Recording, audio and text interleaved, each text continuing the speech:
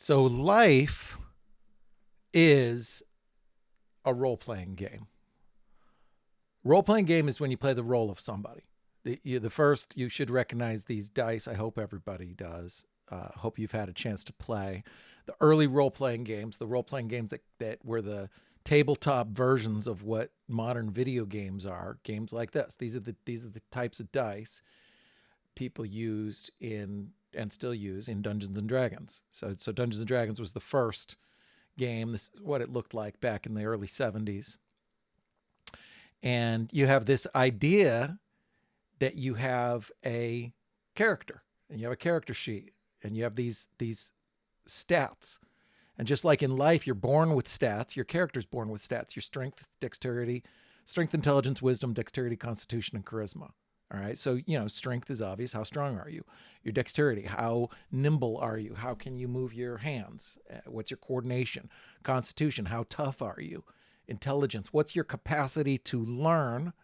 Wisdom is like, what have you learned? What do you know? And charisma, how good are you with people? How good are you at speaking? These kind of things. And then in a game like Dungeons and Dragons, these stats translate into other skills. So if you have really good dexterity and you specialize in acrobatics, maybe you're a great acrobat. And if you're playing the game, what's called the dungeon master or game master will say, you play, player says, I want to leap from the second floor and grab the flag and, throw it at the evil, bodyguard of the evil king. And they say, okay, do an acrobatics check. And there'll be a number that you put in here that says, what's your acrobatics? Same thing, I want to tame the wild horse. Okay, run an animal handling check. And the dungeon master will have all of these things. And your character sheet will have these things filled in. So this basic format has been around for over, 50 years or so. And that is what informed things like, Skyrim. Yeah, you have very similar things: your health, your magic, your stamina, your blocking ability, your archery ability. If you've played Skyrim or any of a million other games, Skyrim, they have different spells and different schools. You have thieving skill and pickpocketing skill and your sword skill and your blacksmithing skill and so on. Same with Fallout 4. Same thing. It's Fallout 4. You start with your strength, your perception, your endurance, charisma. Some of them are exactly the same. Charisma, intelligence, and strength are exactly the same. Agility is the same as dexterity, and perception. Each game is a little bit different. That's not the point. The point is that just like life, you have all of these different areas of skills that you can have. There's skills and sub skills and things that you can be better at. And what's interesting to me is the human limit on what you can do as a real person. So I like these kind of games and they're fun. And I would hope everybody who's ever played has at least fleetingly, while they're falling asleep or something, said, gee, what would it be like if you had that character in the real world? What if I could take my Fallout character that I worked all summer on, my high level Fallout character or my high level Skyrim character? What would they be like in the real world? And the human limit on what humans can do is extraordinary. It's extraordinary. There really is people that are like superhuman. And there was this great show by Stan Lee called Stan Lee's Superhumans. And he went through and found these real outliers in the world. People, there's a guy who was basically immune to electric shock. There's a guy who, the world's fastest gunslinger. He can whip out a gun, old 6-shooter, and he can shoot unbelievably. He's a trick shooter. He can shoot, 5 balloons, 5 shots from 100 yards in, as fast as an automatic. It's faster than an automatic, actually. It sounds like one shot, and there's all kinds of these neat episodes. There's a guy who can bend, he can bend pans in half with his hands. There's a high diver who could jump, I think it was 700 feet into a pool. There's what else did they have on here? just kind of neat stuff. Oh, they had a blind man who had hearing. It was kind of like one of the characters that Stan Lee invented, Daredevil. I think Stan Lee invented Daredevil. I should know that, but it was a Marvel character for sure. Daredevil is blind, and he has this and heightened senses. And there's a guy who, by making these click sounds, a blind guy, he can tell where, they showed it on the video, that he can tell, oh, there's a hedge over here, there's a house over here, there's a person behind him, just by clicking, and he can hear the way that it echoes. And that's something that he's trained himself to do. They had a couple people that they had one of the co-hosts is the most flexible man in the world. He's just super, super flexible, and he can do all of this crazy stuff. There was another guy I think they took a hammer to his head, and his head didn't get hurt. Now, some of these things are, a result of their original stats. Some of these things are things that were trained, like the blind gentleman and some of these other ones. There are superhuman things that you can train, and I've seen people do it. And you can be, even if you're not superhuman level, you can be very, very, very good. Here's Keanu. He's mastered a couple areas. One, his charisma is off the charts. If he was a Dungeons and Dragons character, his charisma would be, 20 or something. It goes up to 18. And then with special stats, you can be higher. So his charisma in any game would be off the charts. He has a lot of skills. I'm sure he's very convincing. I'm sure he probably could be intimidating if he wanted to be. He could probably be, he's certainly very likable. He can definitely give a speech. He could inspire people. But check this out. This is really interesting. Just for a movie role, as a he was not a warrior, and he trained and trained and trained, and now he is a warrior. I mean, he is a high level, ability. He built an ability score for himself in armed combat with weapons that's real. He's playing a character of John Wick, but Keanu Reeves, the human, has very, very, very good competitive firearm skills. Take a look at this. Ready? Stand by.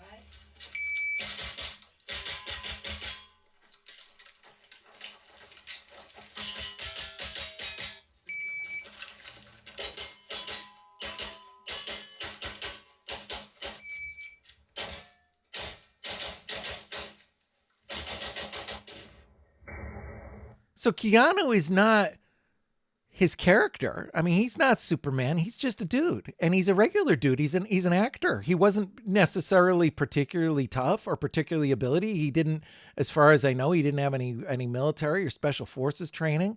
He's just a guy who, luckily for him, he had a lot of resources. He was able to go to the best training academy in the world. It would cost a lot of money.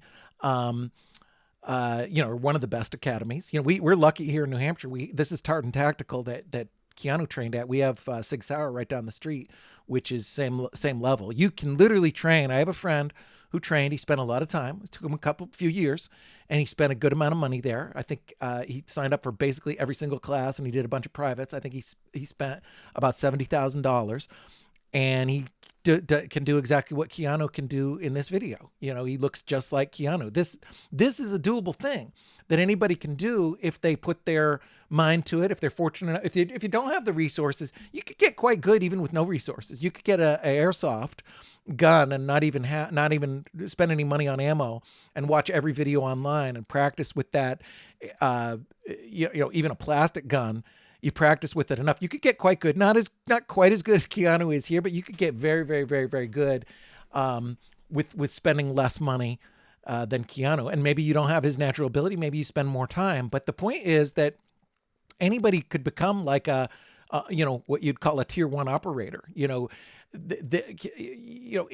going back to like role playing games, you have character abilities and your skills, and you also have like your character class. What are you? Are you a warrior? Are you a wizard?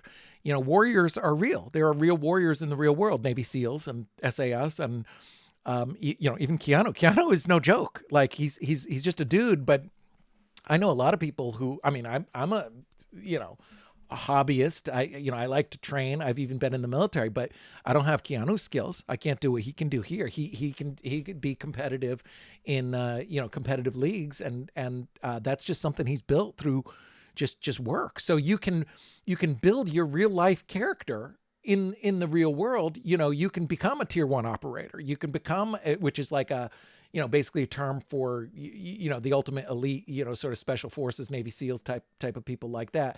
You can do that. It might take you several years, but you could, it's very realistic for a normal person to become as good as Keanu.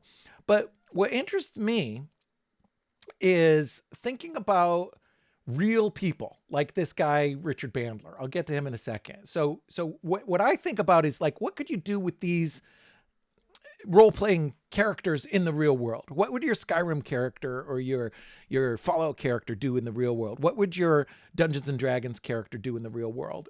And one of the characters they have in Dungeons and Dragons is called a bard. A bard is basically, like it says here, charismatic adventurer, uses music, speech, and other performance to inspire, cast spells, and weave magic into the world. So in the real world, if you could, at least for me, if I could pick any type of character that I was going to be in the real world, I play bard. If I were to play Dungeons and Dragons, I like this kind of character. It's fun. It sort of fits my personality.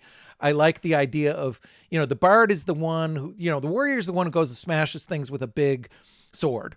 The wizard casts spells, obviously. The cleric heals. The thief steals. The bard is the one who's the smooth talker. The bard is the one who goes to the city gates and says, "Hey, guards, why don't you let us by? Why don't you, and then the dungeon master says, roll a, persuasion check. And a bard, with high level charisma, like Keanu has in real life, Keanu would have a very good chance of convincing, especially if he's Keanu, like in our real world, Keanu has a very, very good chance of getting a guard to let him pass something. We have a military base down the street that's very, very, very strict. There's a chance Keanu could convince them to let him by the gate. That's how charismatic he is, and the fact that he has this star power of being Keanu. They certainly wouldn't, most likely they wouldn't slam him to the ground and arrest him. And at the very least, they'd probably call somebody more senior. They'd call somebody in charge. So that's a real thing in the real world. Whereas a normal person with very low charisma, if they look like a thug and you go up to that base, believe me, you're gonna have a hard time. So a bard, it was funny. I took ChatGPT and I said, okay, what if you had a 20th level bard? Well, how would that work in the real world? What could you do? And it said, and I said, what they do in finance, in my industry. And it said, well, they could raise $1 to $3 billion in a year. As a hedge fund manager, they could, everybody would say yes all the time. They could win all the time. And I said, well, how would that work in the world? And they said, well, they'd be one of the most powerful people on planet Earth. They would be, somewhere like Elon's level. Elon is a normal human. He's not superhuman. He's just a guy who has these skills, and they've compounded on top of themselves again and again and again. He has convincing, and now he has money and wealth and power that success begets opportunity. But he started. We've all seen the pictures of him as a young boy not long ago. He was a 9-year-old, and there's a picture smiling. I think his first business or something when he was 14 years old or something like that. He was just a smart young kid. And why did he become who he became? Well, because he has this combination of his stats basically, and his abilities, and adding to that, Keanu didn't always have this charisma of a superhuman level of like 22 charisma or whatever. He was a normal person too one time. Maybe he had a little more gifts. Maybe he was better looking, or might have had a better voice, or just something better about himself. But most of his work, just like Elon, especially in the early years, is because of his work. The pre-famous Elon, when we've seen those videos of him before he was the Elon that we know, he was still forming those skills. And so what interests me is what character classes and what stats and abilities could you have in the real world? And a bard is a fictitious character, but they can do all of this stuff like, forget about the casting spell. Well, some of the spells are interesting too, because they would work in the real world, but like things like, inspiring people or charming people. Well, charming is real. Charming is a real thing. You can charm people. I can charm people. Keanu could probably charm people better than average, just like he can shoot guns better than average. There are people who are even more charming than Keanu, and there's people who are even better at guns than Keanu, and then there's people on the other end of the spectrum. So in the game, you have a bard, for example, can mass charm, or they can convince people, they can intimidate people. There's also people who are intimidating. That is a skill set. Some people are more intimidating than others. There are people who are very, very intimidating and scary. And that is a factor, and it can be trained. These tier 1 operators, these same kind of people, SWAT team members, for example, they're trained to yell real loud and say, get on the effing ground now when they go into a place, because they want to intimidate people to have a tactical advantage. So if you say, like, if you were to go to, Stan Lee's Real Superheroes program, and you say, like, what are the most useful things? If I could pick, somebody in an interview once, they said, what character's powers would you want if you could have any character? Because they know I'm a geek about this, comic books and stuff. And I picked Professor X, because in the real world, like being Wolverine in our world in 2025, in the real world, it's not that useful. It'd be kind of cool to be very hard to kill. And if you wanted to go be a cop or something, it would be very useful. Being Cyclops would be very unuseful, having his powers like laser eyes, basically. You'd probably be in big trouble. The military would probably be after you. You couldn't use it that much. What are you going to do? Like laser somebody because you don't like them? Fortunately, most of us aren't in situations where we're doing that. You could go and volunteer to go be in a war, but none of that's that fun if you really think about it in the real world.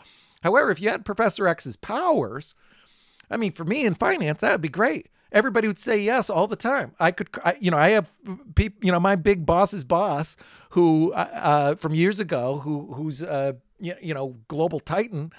I'm fortunate enough that I could get him on the phone, but I'd be cautious about asking him for things. And he's certainly low chance of going to say yes, no matter how good of what I offer him is. Imagine if I had Professor X's skills. I could say, hey, meet me. He'd say yes. Hey, put $1 billion into my deal. And he says yes. And give me your best 5 connections. And he says yes. I mean, if you had that power, you can make billions of dollars overnight. You could do, I've been in politics. You could win any office. You could influence. You wouldn't need to, because you could influence things. And there is people kind of like this. This guy Richard Bandler, he's as close to the real Professor X as there is in the world. So here's a video with him with Tony Robbins. Many of you know Tony Robbins. He's more well known and famous. Tony Robbins is one of the greatest public speakers in the world. He's he's one of the few who would be ahead of Keanu on charisma. He has this world-class charisma, very, very, very convincing, very good salesperson, very good presence, very good speaker. He can inspire you. He can make you laugh. He can make you cry. He can make you angry. He can make you inspired. He's given, millions speeches to millions of people. He does these, and I've been to his events. I went to his big event in Hawaii where there's, thousands of people in the audience, and he'll go for, 8-10 hours sometimes. Bandler is actually one level above Tony Robbins, believe it or not. He's not maybe as famous. He is in certain circles, but Bandler is Tony is more of the showman. Bandler's like the real nitty gritty. He's the guy who invented neurolinguistic programming. Him and this guy John Grinder. Neurolinguistic programming is basically the art of how people speak, and long story short, it's the ability to affect how people think by the words that you say and the way that you deliver them. And that is really, really, really powerful. Bandler goes in line. He learned from a guy, this guy, where is he? Milton Erickson. I don't know where it is, but Milton Erickson is a leading, most psychologists and psychiatrists would know the name Milton Erickson. He's a famous, hypnotist. He's the founder of hypnosis. Hypnosis is real, and hypnosis is a persuasion tool. If you listen to Scott Adams and others, hypnosis is a big deal. And it's not always the silly, watch this thing and, or the showmanship hypnosis that you see at a nightclub. Bandler is a master of hypnosis and a master of communication to the level that even people like Tony Robbins can learn from him. And he does funny things, like I've heard of, just funny stories. He's like just such a legend. For one thing, he does provable stuff that's real. Like he cures people's phobias. That was one of the things he did early in his career. People who've had these life-crippling phobias, he'll cure you in an hour. He's knocked people out of catatonic states. He's changed people's psychology. He's done these interventions where he has real results that are measurable and provable, absolutely real, academic quality, whatever. And he's a PhD, and he's got a lot of science and tons of research and observation behind what he does. But he also has done some kind of sensational things. He kind of messes with people. He'll put I heard as a joke, he was at a Tony Robbins event, and Tony's a big health nut and Richard is not. And Tony was like giving everybody broccoli, and Bandler thought it'd be funny to put like a temporary fear of broccoli in people's heads. So people kind of like freaked out when they saw broccoli. And then I've heard of him doing things like handing somebody nothing and they think it's a credit card when he's at Walmart. Or he wanted to practice out some techniques one time. So he called his friend who owned a Mercedes dealership, and he says, "Hey, greatest, most convincing person in the world. I want to come and try these things. Can I come and work for a day? Make me a car salesman for a day?" The guy's like, "Yeah, sure. You of course, you're Richard Bandler." So Bandler goes down to the dealership. Bandler gets bored. He's like, "Nobody's coming in here. I got to sell. So I got to practice my techniques." So he takes the car and he drives. He goes, "Well, where's somebody who can afford this?" A doctor's office. So he drives the car to a doctor's office. Before you know it, he gets talking to the doctors. "Hey, try this out. It's great." Gives them a test drive. Of course, Bandler he ends up selling something like 15, 16 cars in a day. And he's like, "Okay, great. Yep. I guess my new technique works." And then the Mercedes, it was such a big, no good car salespeople don't sell 15 Mercedes in a day. So it was so notable that it changed the results for the dealership. And the home office called the dealer and they say, "Hey, what happened yesterday? How the heck did you sell, 17 cars in a day or whatever?" And he says, "Oh, my friend Bandler, Richard Bandler, he's like the world's most convincing guy. He came in and tried this thing." And they said, "Hey, we got to get him to the sales meeting." And there's a funny story where like head of national sales for Mercedes, they said, "Give me this guy's number. Let me call him." And he says, "So I called Bandler. I said, 'Hey, you want to come and speak at our annual meeting? Tell our sales force about your techniques.'" And Bandler says, so the head of sales says, "So I agreed to have him come out and I told him I'd pay him some cash and give him his choice of any Mercedes he wanted in the entire line. He could have his own Mercedes." And sure enough, I found myself a month later, Bandler was at our meeting and there he was with double what I had told him I'd give him and his choice of any two Mercedes in the world that he wanted. And that's true about Bandler. One reason Bandler's maybe not so famous, he doesn't need to make billions of dollars because he just has whatever he wants. Believe me, if Bandler wants your house, he's going to convince you to sell it. And so he has whatever he needs because he has this superhuman power, like a real life Professor X. I mean, Professor X is fictional, but Bandler is real. And there are, like in Stan Lee's thing, there are people that are like superhuman. I've met martial artists that are off the charts in what they're able to do. Like, and you have people like, even Keanu. I mean, that's pretty impressive what he's able to do there. So the point is, like, your human limit on what you can accomplish. You can be Elon. You could do anything. All you would need is, you can be Keanu. You could with enough effort, you go to acting classes and humor classes and hypnosis classes, and you take Bandler's class. You can be just as charismatic as Keanu, just as convincing as Elon. You can be as good at firearms, and you can be as strong as a great fitness person. And there's probably human limits on how many hours in the day. Maybe you can't be the most, whatever. You can't master multiple areas, but you certainly could you could master many of them, and all you need is kind of one. I mean, if you were as good of a convincer as Bandler, you could literally make $1 billion for sure, 100%. Or you could, maybe you could be as charismatic as Keanu, and you could become an actor or whatever. And the one of the points is that a lot of people play video games, and a lot of people play these kind of games and have fun with it. But I think that it's healthy to view life this way, to view life as a character sheet where you have your skills and your stats, and you have your quests and your side quests.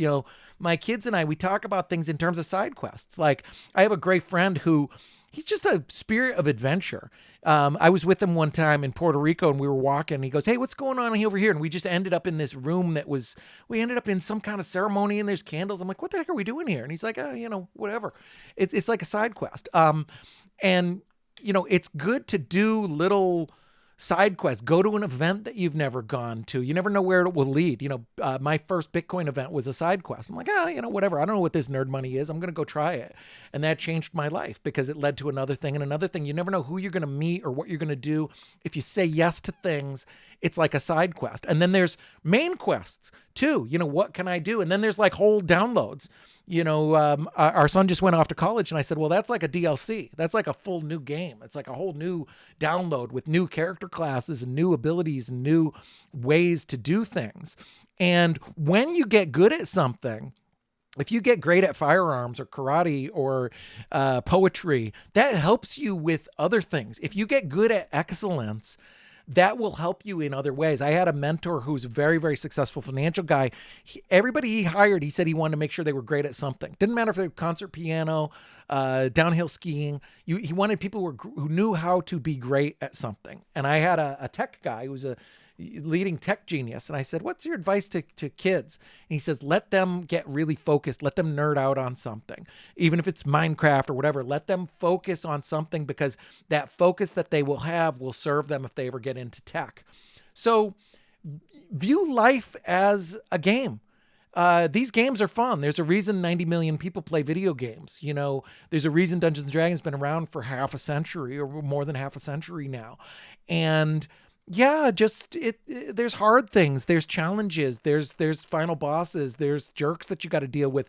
But if you view things as a side quest, like I ran for US Senate, that was a great side quest. What a cool side quest. I leveled up. That's another term from, you say, hey, I leveled up in this. And I think of that with a lot of my colleagues in the Bitcoin space, where they've leveled up over the last 10 years. They've been through ups and downs and hardships and hard times. I got to level up with the Senate experience. There's no class that can teach you that, the ability to, give 100 speeches and shake 3,000 hands and be on Fox News with the cameras in your face. That, I leveled up. I feel great about that. Those are great skills, because you're more valuable to yourself later. The more of those things you do, the better character you have. Literally, your character in life is better. You can increase your strength and your intelligence, and especially your wisdom. And you can increase all your ability scores. In games, they have these ability scores and then a million others. Maybe it's law, maybe it's technology, maybe it's computers or internet or social media or whatever. There's 1,000 skills, and you can level up in the world. And I think if you view life that way, you're like, hey, even bad experience, you're like, hey, this sucked, but you know what? I leveled up. I learned something. I had a deal not, at some point in the past, I had a deal that it was okay. It was an okay deal, but it was the first of its kind that I had done. And in retrospect, there was 1,000 mistakes that I made. Oh my goodness. I fumbled this and I fumbled that. Still came out okay. But man, next one that I do, similar deal, I'm going to crush it, because I leveled up with my experience. And they say that all great entrepreneurs, almost all of them have failed once or twice before. Failure is a lesson. Life can be a lesson. You can view life as a game, because it is a game. What are we here for? You might as well have fun and enjoy it, and you might as well level up and do your quests and do your side quests, strengthen your abilities, strengthen your proficiency, strengthen your skills, and have some fun.